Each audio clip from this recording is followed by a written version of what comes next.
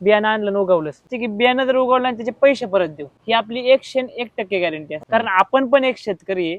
उद्या आपली जर फसवणूक झाल्यानंतर ही गोष्ट एकदा फसवू शकतो जगाला, पुन्हा पुन्हा नाही फसू शकत. पण एकदा विश्वास आपण जर संपादन केलं तर आयुष्यभर आपण तो टिकू शकतो. की उत्तम क्वालिटीचा कांदा निर्माण करण्यासाठी उत्तम क्वालिटीचं बियाणं लागतं, पण उत्तम क्वालिटीचं बियाणं निर्माण करण्यासाठी उत्तम क्वालिटीचा कांदा पण लागतो. कांदा हे पीक खूपच ट्रेंडिंग चालू आहे आजकाल. पण कांदा क्वालिटी बनवण्यासाठी बियाणं क्वालिटी पाहिजे. क्वालिटी बियाणं करण्यासाठी ते काय प्रयत्न करतात आणि काय फवारणी घेतात, काय शेड्यूल काय आहे त्यांचं, तर आज आपण त्यांच्याकडून जाणून घेणार आहे. तर माझ्यासोबत आहेत. नमस्कार, मी प्रतीक बाळासाहेब तोत्रे, आंबेगाव तालुका, सातगाव पठार, कोल्हारवाडी. किती वर्षापासून आपण शेती करताय? मी तर सध्या एक 5-6 वर्षापासून शेती क्षेत्रात आहे. पूर्वजांपासून शेती केली जाते, परंतु शिक्षणाचा कालावधी म्हणजे एक 12वी-13वी नंतर वडिलांसोबतच एक शेतीची आवड लागली गेली आणि ह्या क्षेत्रात मी थोडं थोडं वडिलांसोबत करत आहे. सध्या तर शेती हे वडीलच पाहतात, पण वडिलांसोबत पण आपला एक हातभार म्हणून शेती बघत असतो. आणि आपण कांदा बियाणं कधीपासून चालू केलं? आम्ही सातगाव पठार क्षेत्रातले, पण आमच्याकडे पाण्याचा विषय हा खूप कमी आहे, म्हणजे पाणीच नाही. पण एक शेत 2016 मधले खोनल्याच्या नंतर की बाबा आपल्याला एक ठोक पीक म्हणजे गाठाखालचं ऊसातनं पैसे लोकांना एक FD सारखे येतात गाठाखालनं. तर बाबा आपण काय करावं, तर मला कुठेतरी वाटलं की आपण कांदा बियाणे करू शकतो, थोड्या म्हणजे कमी पाण्यामध्ये आपण हे उत्पन्न घेऊ शकतो. म्हणून मला कांद्या बियाण्याकडे मी थोडं वळालो. ही कल्पना मग असंच तुम्हाला काहीतरी प्रेरणादायी, जसं सगळ्यांचं भांडवल येतं फिक्स, तसं तुम्हाला काहीतरी विचार करायचे होते की बाबा एक भांडवल आपलं फिक्स आलं पाहिजे, ह्या दृष्टिकोनाने तुम्ही ह्या क्षेत्रात उतरले. तुम्हाला आता किती वर्ष टोटल बियाणं घेऊन किती वर्ष झाली? मी बियाणं तयार करायला जवळजवळ एक 6 ते 7 वर्षापासून हे बियाणं तयार करतो. म्हणजे या क्षेत्रात मी उतरलेलो आहे 6 ते 7. पहिल्यांदा म्हणजे याच्या आधी पण आम्ही बियाणं तयार करतो, नाही असं नाही, पण ते एक थोडं कालावधी, एक 2-3 पिशव्या लावून 10-20 किलो तयार करणे घरगुती घरापुरतं, म्हणजे आपलं भागत त्याच्यापुरतं करतो. परंतु त्यातलं थोडंफार उरायचं, 4-5-10 किलो उरायचं आपलं भागल्यानंतर, ते विकल्यानंतर त्यातून चांगले पैसे यायचे. पण हे कुठेतरी लार्ज स्केलवरती करावं ही कल्पना माझ्या डोक्यात आली व आपण यातून एक चांगलं म्हणजे शेतीला एक वेगळा दिशा देऊ शकतो व वेगळी क्रांती करू शकतो, म्हणून याच्याकडे मी कल केला.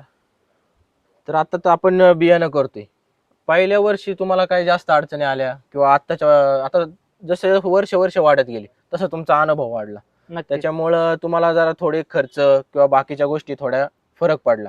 पहिल्या वर्षी तुम्ही घेतलं, तुम्हाला काय जास्त अडचणी आल्या? अडचणी तर तशा काही नाही, कारण आपण पहिल्यापासून शेती क्षेत्रात आहे, हे पहिल्यापासून केलेलं पीक होतं, फक्त हे आपण मोठ्या क्षेत्रात करतोय. पहिले एक 4-5 गोणी आम्ही लावायचो, पण स्टार्टिंगला आम्ही मग पहिल्या वर्षी मी एक पाऊण एकर क्षेत्र यात गुंतवलं, म्हणजे एक 20-22 गोणी मी लावल्या. आणि त्या वर्षी मला निसर्गाची साथ भेटली आणि मार्केटमध्ये मला उत्तम प्रतिसाद पण भेटला. आणि उत्तम क्वालिटीचं कांदाचं बी निर्माण करण्यासाठी उत्तम क्वालिटीचा कांदा महत्वाचा असतो, त्याच्यावरती फोकस करणं ही खूप महत्वाचं असतं. बरोबर. तो फोकस म्हणजे तुम्ही जसं पहिल्यांदा बोलले की उत्तम क्वालिटीचा कांदा निर्माण करण्यासाठी उत्तम क्वालिटीचं बियाणं लागतं, पण उत्तम क्वालिटीचं बियाणं निर्माण करण्यासाठी उत्तम क्वालिटीचा कांदा पण लागतो. हा खूप महत्वाचा मुद्दा. बरोबर आहे, म्हणजे ती सायकल चालू होती. हो. आतापर्यंत तुम्ही 7 वर्ष करत आले, तुम्ही आतापर्यंत कोणती व्हरायटी निवडली? मी स्पेशल पुना फुरसुंगी गावरान कांदा ह्या क्षेत्रामध्ये मी काम करतोय.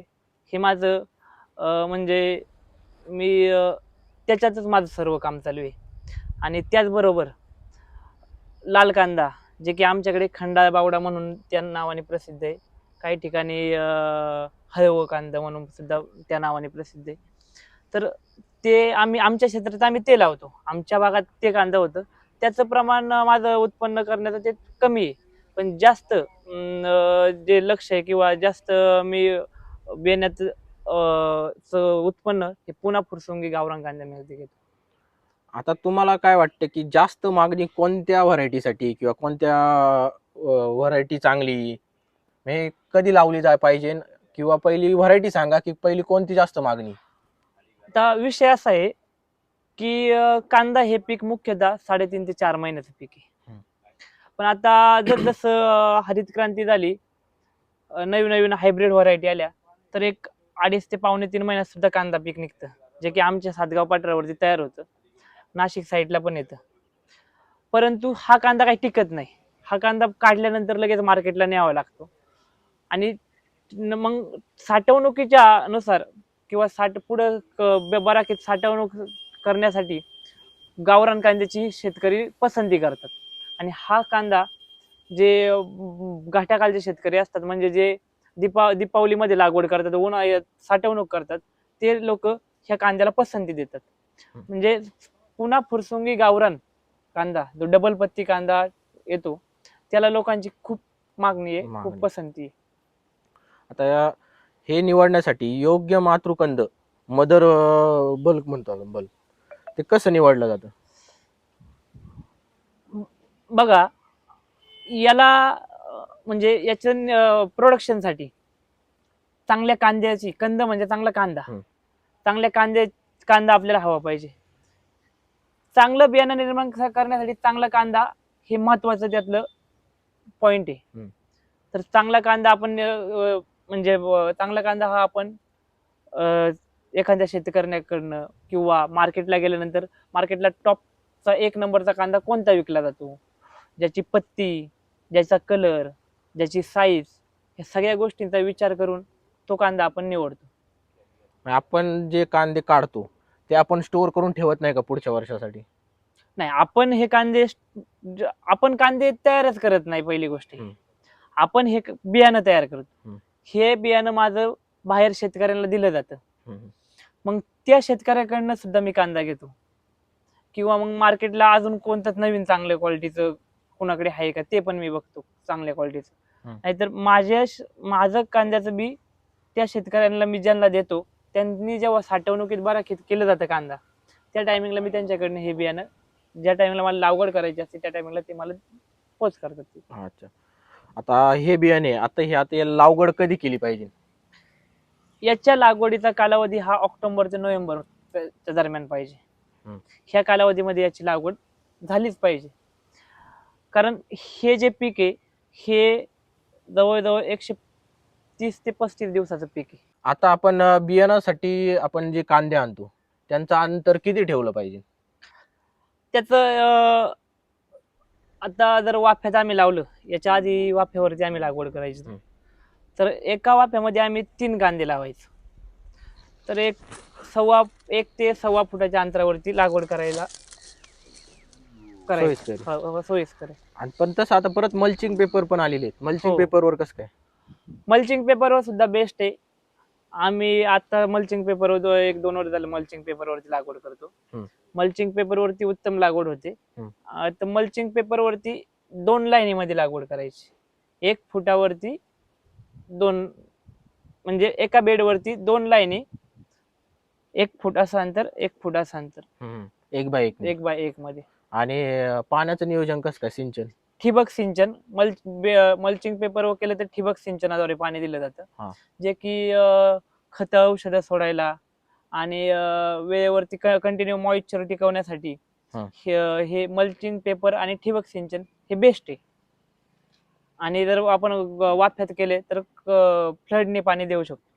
आणि ते झाल्यानंतर आपण बरंच तण येतं, सारखं पाणी दिल्यानंतर किंवा आपण खत वगैरे सोडले तरी तण वाढतं, तर त्याचं नियोजन कसं करतो?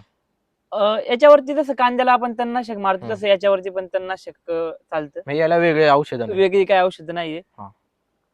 आणि मल्चिंग केलं तर तणांचा काही प्रॉब्लेमच नाही. जे 2 बेडच्या मध्ये जे येतं त्याला आपण बॅटरी पंपाने दुसरं पण तणनाशक मारू कंट्रोल करू शकतो. म्हणजे एवढं काय असं वेगळी गोष्ट नाही. बऱ्यापैकी कांद्याला जसे रोगराई येत थोडे जास्त याला हे नाही. आणि याचा जी फ्लॉवरिंगची स्टेज असते ती कशी असते? म्हणजे कारण की फ्लॉवरिंग स्टेज मध्ये थोड्या काळजी घ्यावं लागत असेल अजून. काळजी म्हणजे कसं आहे, प्रत्येक पिकाला वरदान हे क्लायमेट आहे. तुमचं क्लायमेट चांगलं असेल तर तुमचं पीक चांगलं येणार आहे.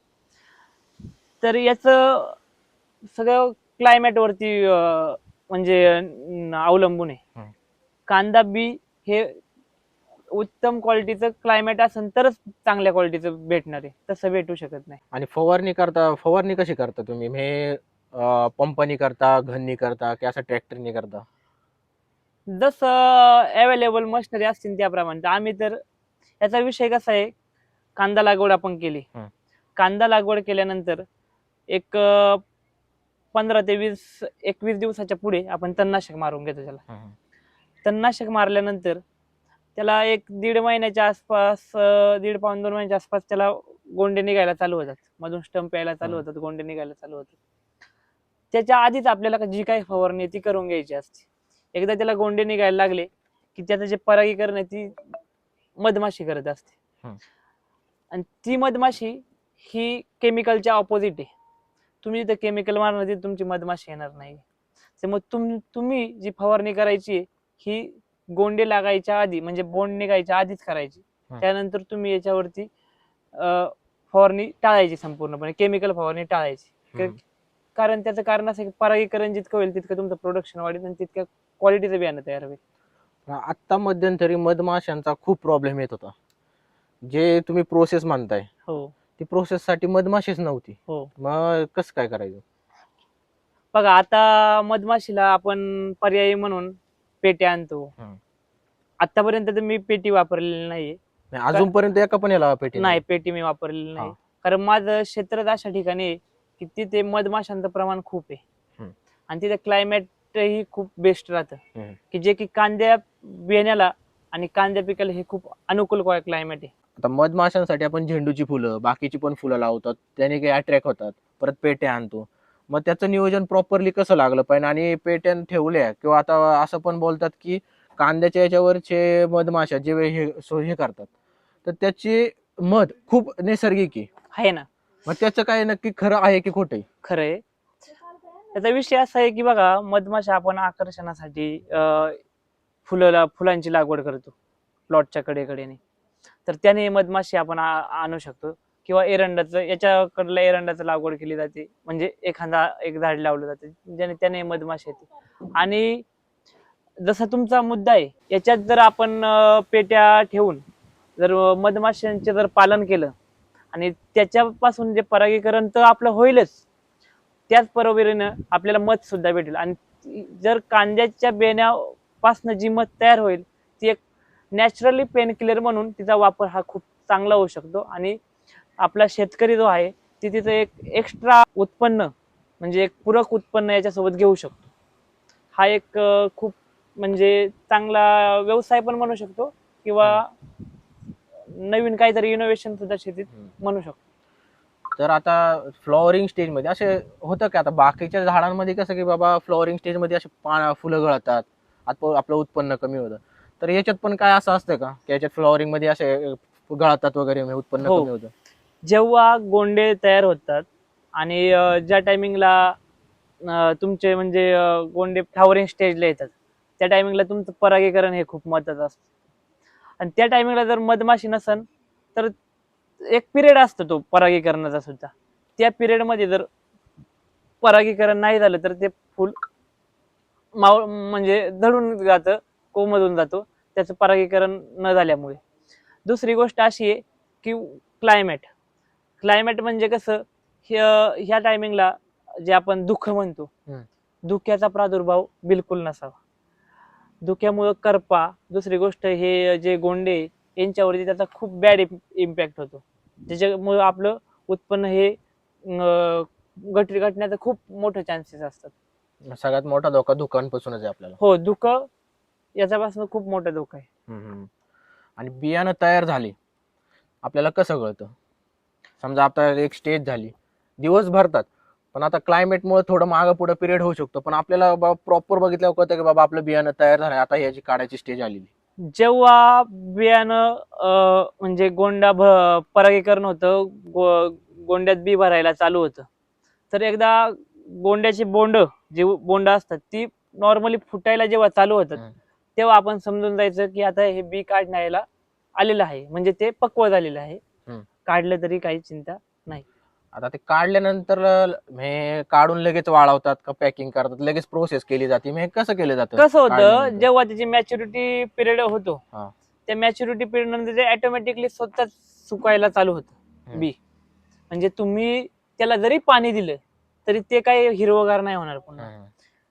त्याचा एकदा पिरियड भरला की ते सुकायला चालू होतं. मग एकदा आपल्याला समजतं की आता बियाणं सुकायला चालू झालेले, म्हणजे गोंडे मॅच्युअर झालेले.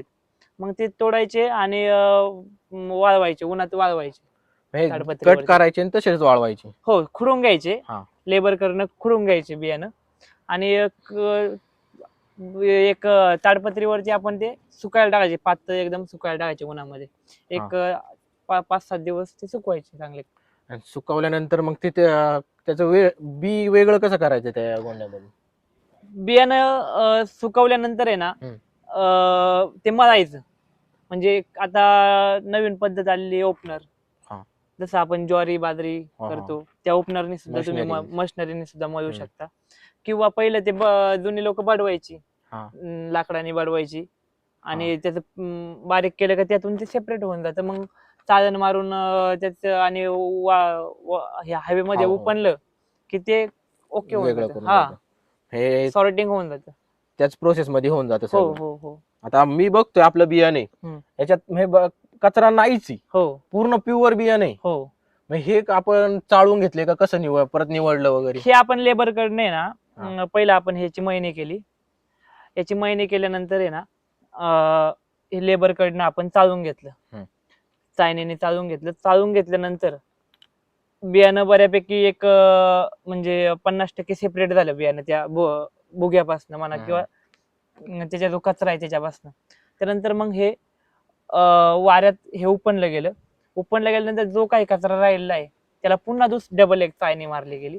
त्यातून हे आपण एवढं क्वालिटीचं बियाणं तयार केलेलं. मग याच्यात पण असं आहे का, आता समजा जे परत निवडले याच्यात पण असे 2 व्हरायटी होतात का? नाही, नंबर म्हणजे सगळं एकच बी आहे? सगळं 1 नंबर बी. जे 2 नंबरचं जे तुम्ही बोलता ते असतं हलकं बी, हे जड बी. जेव्हा तुम्ही वाऱ्यात उपणायला जाता ना, जे हलकं बी असतं 2 नंबरचं, ते वाऱ्याने ऑटोमॅटिकली मागे पडलं त्याच्या कचऱ्यामध्ये, जे की ते आपण घेत नाही. कारण ते घेतलं तर त्याची उगवण क्षमता ही होत नाही जी क्वालिटीची आपल्याला पाहिजे. म्हणजे जेवढं आता तुम्हाला बियाणं दिसते हे सगळं A1 क्वालिटीचं बियाणं आहे. अच्छा. आता साधारणपणे आपण आता किती क्षेत्र आहे आपलं, म्हणजे आता किती क्षेत्रात लावलं होतं सगळं? हे आपण 1 ते 1.25 एकर क्षेत्रात लावतो. 1.25 एकर. एका एकराचा तरी आता तुमचा खर्च किती आला पूर्ण, समजा 1 एकरला? 1 एकर क्षेत्र आता बघा कसं राहतं, मेन खर्च हा याचा बियाण्याचा आहे. म्हणजे याला जे आपण कांदे आणतो त्या कांद्याच्या रेट वरती आपला खर्च ठरला जातो. जर कांद्याचा रेट 200, 250, 10 रुपये किलो, म्हणजे 10 किलोचं मी तुम्हाला सांगतोय, म्हणजे 25, 30, 35, 40 रुपये किलो असेल, त्यानुसार आपला रेट वाढतो. गेल्या वर्षी आपण हे 20 रुपये किलोने कांदे आणले होते, A1 क्वालिटीचे कांदे. किती तुम्हाला कट्टे लागले होते, शिवाय किती गोणी लागले होते? हे 1 एकर मध्ये 35 ते 36 गोणी लावल्या होत्या. एक पिशवी 50 किलोची तुम्ही पकडा. तर आपलं पूर्ण क्षेत्र एक किंवा 1.25 एकर होतं, बरोबर? त्याला आपला साधारण खर्च किती आला? साधारणतः 1 लाख रुपये खर्च येतो, म्हणजे 1 लाखच्या आसपास मिनिमम म्हणा, किंवा थोडंफार सगळं पकडून. बियाणं, फवारणी, काढणी, सगळी मजुरी वगैरे त्याच्यात सगळं इन्क्लूड? हा, सगळं इन्क्लूड. म्हणजे बियाणं तुमचं पूर्ण 4 महिन्यात जे शेड्यूल आहे, तर हे सॉर्टिंग करत पर्यंत म्हणजे थोडाफार 19-20, म्हणजे जर कांद्याला मार्केट कमी असेल तर थोडाफार कमी येईल, कांद्याला मार्केट जास्त असेल थोडाफार वाढेल. म्हणजे 1 लाखाच्या अलीकडे पलीकडे थोडंफार लाख रुपये पकडायचं. आणि त्याच्यानंतर लेबर तुम्हाला कुठं सापडायला, म्हणजे लेबर अवेलेबल होतात का तुम्हाला? हा, इथे दैनंदिन म्हणजे जे आमचे लेबर असतात कंटिन्यू शेतात काम करणारे, अवेलेबल होतात इथं. काय लेबर रेग्युलर ज्या. आता आपण एवढं 1 एकर आणि ते बऱ्यापैकी 1 एकरच्याच दरम्यान झालं, तर आपल्याला किती उत्पन्न निघले एका एकर मधून? तसं तर आहे ना, एका एकर मधून मिनिमम 350 किलो उत्पन्न निघतं आपल्याला. 350 किलो बियाणं? हो. एवढं निघतं? हो. सगळं A1. A1 क्वालिटीचं बियाणं. आणि जर आपण आपण बियाणं काढतो, एवढं क्वालिटी A1 निघतंय, आणि त्याचा दर्जा कसा ठेवला जातो, म्हणजे त्याचा मेंटेन कसं ठेवलं जातं, मॉइश्चर नाही झालं पाहिजे पाण्यापासून, हे कसं ठेवलं नक्कीच जातं? हा पॉइंट खूप महत्वाचा आहे तुमचा, की लोक आहे ना हे बियाणं समजा आता घरी तयार करतात. बरेच शेतकरी स्वतः घरी बियाणं तयार करतात. पण हे बियाणं तयार करताना आहे ना, तयार केल्यानंतर ते एखाद्या गोणीत भरतात आणि साठवणूक ठेवतात. परंतु बियाणं हे काढल्यानंतर, जे आपण त्याला एक ऊन दिल्यानंतर, शेवटचं ऊन काढल्यानंतर एक चांगलं ऊन दिल्यानंतर ते हे पिशवी बंदच झालं पाहिजे, म्हणजे पॅक बंद. हवा बंद, त्याला हवा लागली नाही पाहिजे, कारण त्याचं सीड मॉइश्चर हे खूप महत्वाचं कन्सेप्ट आहे याच्यात. कारण हवा बंद बियाणं असलं तर त्याची पुढं उगवणूक क्षमता, त्याची क्वालिटी ही खूप, याचे खूप रिझल्ट भारी बघायला भेटतात. त्याच्यामुळे हे आपण आहे ना काढल्यानंतर लगेच पॅक बंद पिशवीमध्ये पॅक करतो. आता तुम्ही पॅकिंग केलेली, हो, आता हे तुम्ही पॅकिंग कुठे विकता? हे आपले रेग्युलर कस्टमर तयार झालेले आहेत. म्हणजे हा. एक आपलं आता आपण या क्षेत्रामध्ये 5 ते 6-7 वर्ष काम करतोय. तर त्याच्यामुळे शेतकऱ्यांचा आपल्यावरती एक विश्वास बसलाय, की बाबा ह्या व्यक्तीकडे एक A1 क्वालिटीचे बियाणे भेटते. तर आपले रेग्युलर जे कस्टमर आहेत, त्याचबरोबर माउथ पब्लिसिटी पण आपली होती. याच्यामुळे आपले कस्टमर रेग्युलर हे वाढत चाललेले, आणि रेग्युलर जे कस्टमर त्यांना विकतात, बाहेरचे नवीन कस्टमर पण येते, त्यांना पण आपण हे विकतो. आता ही पिशवी तुम्ही पॅकिंग केली, किती किलोची पिशवी आहे? ही आपण 2 किलो मध्ये पॅक करतो आणि 1 किलो मध्ये पॅक करतो. ही म्हणजे आता 2 किलोची का? हो, ही हा, 2 2 किलोची. किलोची. बाजार भाव कसा ठरला जातो याचा? याचा बाजारभाव मार्केटवरती अवलंबून असतो. म्हणजे कधी कधी बाजारभाव कमी होतो, कधी कधी जास्त, पण रेग्युलर एक 2,000 ते 2,500 दरम्यान याचा बाजारभाव राहतो. म्हणजे बऱ्यापैकी अजूनपर्यंत आपण 5-6 वर्ष दिली, तर त्या काय बाजार भावाने दिली? आपण हायेस्ट बाजारभाव हे 2,500 विकलेले, हं. हायेस्ट बाजारभाव. आणि कमीत कमी आणि कमीत कमी आपण 700 रुपये किलोनी पण विकलेले. एवढे कमी कसे काय? कसं राहतं बघा, तुम्ही पण मार्केटचा अनुभव असेल तुम्हाला. जेव्हा मार्केटमध्ये एखादी गोष्ट जास्त होते, त्या टायमिंगला ऑब्विसली रेट कुठेतरी कमी होतात. बरोबर. पण जेव्हा मार्केटमध्ये एखादी गोष्ट लिमिटेड राहते, मेंटेन राहते, तेव्हा ऑब्विसली कुठेतरी रेट हे व्यवस्थित भेटले जातात. आता आपले बियाणं खूप क्वालिटी, हा. मला दिसतंय की ती खूप क्वालिटी दिसते. हो, त्याचा कलर शायनिंग आहे, त्याची साईज पण एक नंबर आहे, हा, काय कचरा नाही, एक नंबर दिसते. हो. मग तुम्ही हे डायरेक्ट कंपनीला का नाही हे केले, दिले? आपल्याला आहे ना, एक कंपनीशी आपण हे बियाणं दिलं असतं, द्यायला काही प्रॉब्लेम नाही. पण आपल्याला एक शेतकऱ्यांसोबत आपलं एक कॉन्टॅक्ट, एक रिलेशन, नवीन रिलेशन तयार करायचे आणि एक नवीन कॉन्सेप्ट घेऊन शेतकऱ्यांपर्यंत पोहोचायचे. म्हणून आपण हे स्वतः तयार करून स्वतः लोकांपर्यंत, शेतकऱ्यांपर्यंत पोहोचतोय. आणि एक म्हणजे भविष्यात आपला एखादा उत्तम क्वालिटीचा ब्रँड निर्माण करणं, हे माझं एक विजन आहे याच्या पाठीमागचं. तर आपला 350 किलो बियाणं झालं तयार, हो, तर त्याला समजा आपण गेलं तरी सगळं टोटल जाण्याकरता किंवा 5-6 वर्षापर्यंत आपण करतोय, तर आपल्या किती प्रॉफिट किती झालं अजूनपर्यंत? हे टोटल आपल्याला किती प्रॉफिट झालं? याचा विषय कसा आहे, समजा आता तुम्ही 350 किलो उत्पन्न झालं तुम्हाला, तुम्ही 2,000 रुपये भाव पकडला, तरी 350 किलोचे 7 लाख रुपये होतात. 1 लाख रुपये तुमचे म्हणजे भांडवल गेलं तरी 6 लाख रुपये शिल्लक राहतात. बरोबर. पण हे जे पीक आहे, 6 लाख रुपये म्हणजे तुम्ही तयार केलं आणि विकलं असं नाही होत. म्हणजे 1 वर्ष तुम्हाला याच्यासाठी थांबावं लागतं. कारण ऑक्टोबर मध्ये तुम्ही बियाणं तयार करायला घेतलं, तर तुमचं हे सेलिंगला येतं जुलै, ऑगस्ट, सप्टेंबर ह्या दरम्यान मध्ये. आणि आता बघा, म्हणजे सगळेच पैसे कॅश येतात असं नाही, परंतु समजा जरी कॅश आले तरी तुमचं एक 10 ते 11 महिन्यानंतर हे सेलिंग होतं. म्हणजे लागवडीच्या कालावधीपासून पुढे बोलतोय आम्ही. हे असं तुम्ही प्रोडक्शन केल्यानंतर एक 4-5 महिने थांबावं लागतं, त्यानंतर याचं मार्केटमध्ये सेल होतं. आणि महत्वाचा मुद्दा याच्यात असा आहे की तुम्ही स्वतः मार्केटिंग त्याचं कसं करता, याच्यावरती खूप महत्वाचा मुद्दा आहे. आता मार्केटमध्ये कमी रेटचे सुद्धा बियाणे भेटतात. म्हणजे आता आपल्या ह्या बियाण्याचा रेट 2,000 रुपये, मार्केटमध्ये तुम्हाला 1800 रुपयाने कोण देईल, कोण 1500 रुपयाने देईल. बरोबर. पण त्याच्यामध्ये जुनं बियाणं सुद्धा मिक्सिंग असतं. किंवा बघा आता खूप ठिकाणी तुम्ही ऐकलं असेल की बियाणं आणलं उगवलंच. तर आपली शेतकऱ्याला हे असते की बियाणं जर उगवलं आणि त्याचे पैसे परत देऊ, हे आपली गॅरंटी असते का आपली- उगवणार नाही उगवणार? हा, ही आपली 101% गॅरंटी असते. वाटलेस तर उगवल्यानंतर पेमेंट द्या, पण हा, खात्रीनुसार काम नाही आपलं. हा, आपलं खात्रीने काम करतो. कारण आपण पण एक शेतकरी आहे. उद्या आपली जर फसवणूक झाल्यानंतर आपण किती लॉस मध्ये जातो हे बरोबर. आपल्याला माहिती आहे. त्यामुळे आपण ही गोष्ट एकदा फसवू शकतो जगाला, पुन्हा पुन्हा नाही फसू शकत. पण बरोबर. एकदा विश्वास आपण जर संपादन केलं तर आयुष्यभर आपण तो टिकू शकतो. मार्केटिंग तुम्ही म्हणताय, मार्केटिंग महत्वाची. आता तुमची पण ओळख झालेली, तर तुमचा अजून काय विचार आहे का अजून एक्सपांड करायचा? हो, नक्कीच. आपण आता माझं जे हे बियाणं आहे हे इथल्या लोकल एरियात जातात आपलं बियाणं. पण याचबरोबर ना आपलं जुन्नर, ओतूर, जवळ नाशिकच्या काही भागात कळवण वगैरे या साईडला जातं, नगरच्या काही भागात जातं आपलं, इकडे घारगाव, म्हणजे अशा ठिकाणी इकडं खालच्या भागात, म्हणजे हळूहळू हे एक्सपांड होत चाललंय. असं नाही की तुम्हाला ग्रोथ ही एका वर्षात 2 वर्षात नाही भेटत. सातत्य सातत्य सातत्य तुम्ही जर ठेवलं तर ते कुठेतरी तुम्हाला त्याची ग्रोथ बघायला भेटते. बरोबर आहे.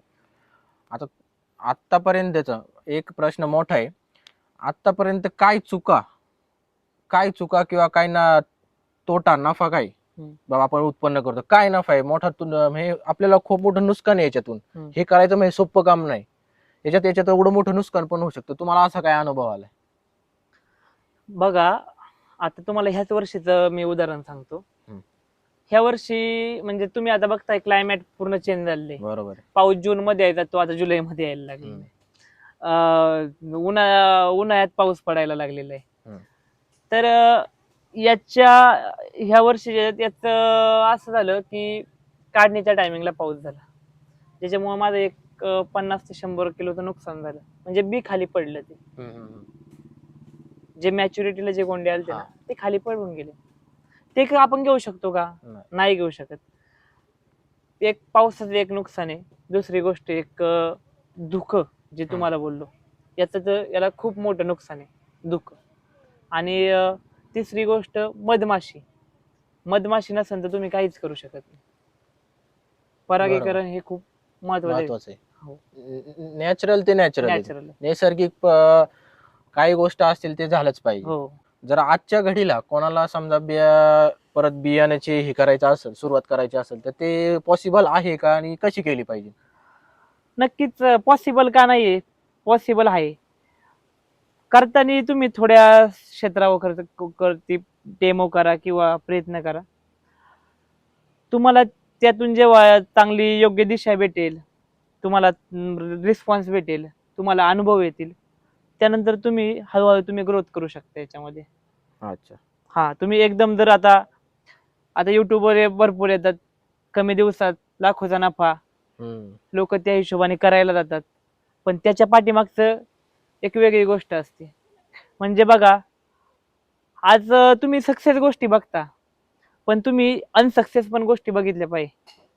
म्हणजे 10 लोकांमध्ये 3च लोक सक्सेस झालेले असतात, पण 7 लोक ही अनसक्सेस असतात. मग 7 लोकांनी प्रयत्न केले नाही का? 7 लोकांनी त्यासाठी कष्ट केले नाही का? पण मग ते अनसक्सेस का झाले, त्याचे पण काहीतरी रिझन असतील ना. बरोबर. मग ते पण आपण जाणून घेतले पाहिजेत. प्रयत्न प्रत्येकाने केले पाहिजेत. नक्कीच याच्या कांदे बियाण्यामध्ये एक आपण शेतीतून एक म्हणजे ठोक उत्पन्न किंवा एक फिक्स उत्पन्न आपण नक्कीच मिळवू शकतो, हे मला वाटतं. ठीक आहे. तर अशाच प्रकारे मित्रांनो, तर आज आपण स्वतः एक युवा शेतकरी त्यांना भेटलेलो आहे, ते की त्यांच्या वडिलांना हातभार लावून आता ते पण वडिलांच्या पावलावर पाऊल ठेवून शेतीकडे पण लक्ष देत आहेत. आणि त्यांनी क्वालिटी बियाणं करतात याचा मी पण गॅरंटी देऊ शकतो, कारण की माझ्या पुढं बियाणं दिसते, एक नंबर क्वालिटी शायनिंग करते. तर अशा प्रकारे आज आपण युवा शेतकऱ्याकडून त्यांची मुलाखत घेत, म्हणजे त्यांचे अनुभव घेतलेत महत्वाचे. त्यांनी जेवढा मोठे शेतकरी एवढे अनुभव नाही सांगू शकत, त्यांनी एवढं क्लिअर कट सांगितलेले. आणि जे आजकालची कंडिशन आहे त्या कंडिशनला आहे ते प्रॉपर आणि खरे आपल्याला उत्तरे दिलेली आहेत. तर मित्रांनो, तुम्हाला ह्या सगळ्या व्हिडिओमध्ये तुम्हाला कोणता पॉईंट आवडला आणि तुम्हाला कोणता पॉईंट राहिला असेल तर मी शेतकऱ्यांचा कॉन्टॅक्ट नंबर, आणि जर तुम्हाला बियाणं पण मागवायचं असेल तर खात्रीशीर आपलं बियाणं तुम्ही घेऊ शकता. तर मी त्यांना शेतकऱ्यांचा कॉन्टॅक्ट नंबर आणि त्यांचं नाव मी डिस्क्रिप्शनमध्ये आणि कमेंटमध्ये नक्की देईल, तर त्यांना तिथून तुम्ही कॉन्टॅक्ट करू शकता. तर नवीन व्हिडिओसाठी तुम्ही आपल्या चॅनलला राहुल लोखंडे व्लॉग्सला नक्की सबस्क्राईब करा, लाईक करा. भेटूया अशाच एक नवीन इंटरेस्टिंग टॉपिक घेऊन. रामकृष्ण हरी. रामकृष्ण हरी.